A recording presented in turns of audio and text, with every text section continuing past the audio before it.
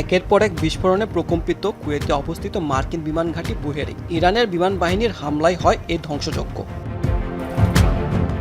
গেল ১ মার্চ ওই অভিযান চালায় ইরানের বিমান বাহিনী, যেখানে ব্যবহার করা হয় পুরনো আমলের F-5 ফাইটার জেট। প্রায় ৬০ বছর আগের এসব ফাইটার জেট দিয়েই তাণ্ডব চালায় ইরানি পাইলটরা।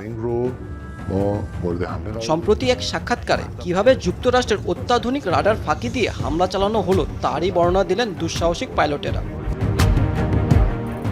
ভূপৃষ্ঠ থেকে ৫০ ফুটেরও কম উচ্চতা দিয়ে অত্যন্ত দ্রুততার সাথে শত্রু সীমান্তে প্রবেশ করেন তারা। এ সময় পুরো ৫০ মিনিটের মিশনে তারা কোনো রেডিও যোগাযোগ করেননি, ফলে এড়ানো সম্ভব হয় মার্কিন ও কুয়েতি আকাশ প্রতিরক্ষা ব্যবস্থা।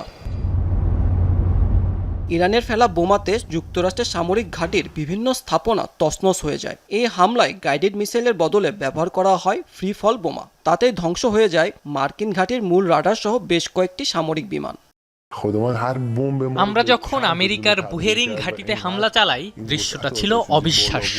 মনে হচ্ছিল যেন আল্লাহ আমাদের এক একটি বোমাকে অলৌকিকভাবে অনেকগুলো বোমায় পরিণত করে দিয়েছেন।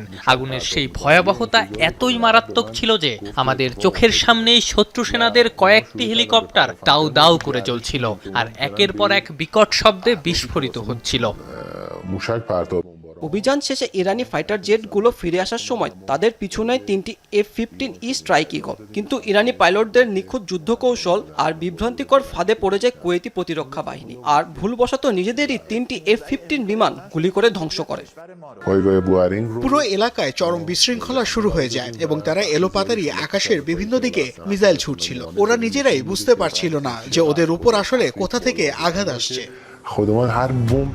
সঙ্গত কারণে এসব যুদ্ধবিমানের পাইলটদের পরিচয় গোপন রাখা হয়। F-5 প্রথম ব্যবহার হয় ১৯৬৪ সালে। ঘন্টায় প্রায় ১৭০০ কিলোমিটার বেগে ছুটতে পারে এই আকাশযানটি। আকারে ছোট এবং ওজনে হালকা হওয়ায় আকাশের দিক পরিবর্তনে এটি বেশ পারদর্শী।